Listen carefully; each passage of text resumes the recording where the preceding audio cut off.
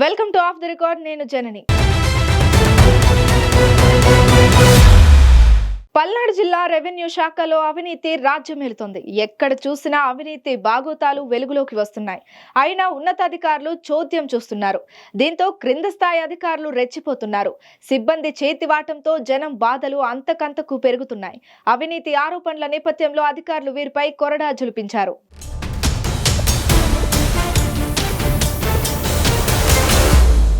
పల్నాడు జిల్లాలో రెవెన్యూ శాఖ అధికారులు సిబ్బంది అవినీతిలో మునిగి తేలుతున్నారు. ఏ రెవెన్యూ డివిజన్ తీసుకున్నా అవినీతిలో కూరుకుపోయింది. కింద స్థాయి సిబ్బంది నుంచి మొదలుకొని పై స్థాయి అధికారి వరకు పైసలు లేనిదే ఫైల్ కదలడం లేదట. ఎక్కడ చూసినా ఏ అధికారిని కదిలించినా నాకేంటి అంటున్నారట. దీంతో రెవెన్యూ శాఖలో ఎక్కడ చూసినా అవినీతి వాసన కొడుతోంది. అవినీతి ఆరోపణలతో 52 మంది వీఆర్ఓలు, 12 మంది గ్రామ సర్వేయర్లను కలెక్టర్ తాజాగా సస్పెండ్ చేశారు.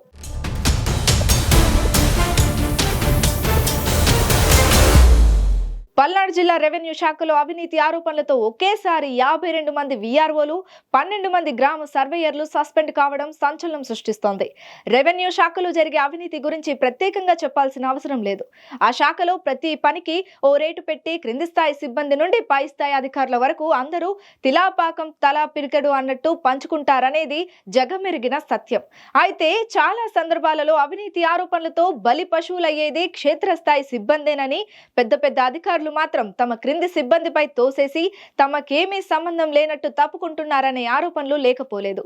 జిల్లా వ్యాప్తంగా ఒకేసారి ఇంతమంది రెవెన్యూ శాఖ ఉద్యోగులపై వేటు వేయడంతో రాష్ట్ర వ్యాప్తంగా ఇంకెంత స్థాయిలో అవినీతి జరుగుతుందోనని చర్చ జరుగుతోంది.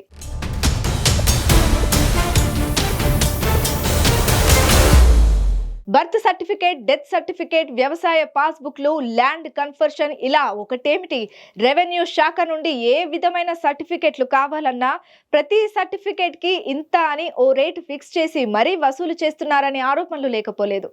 ఇప్పటికైనా ప్రభుత్వ పెద్దలు కల్పించుకొని రెవెన్యూ శాఖలోని అవినీతిని అరికట్టేందుకు కఠిన చర్యలు తీసుకోవాలని ప్రజలు కోరుకుంటున్నారు.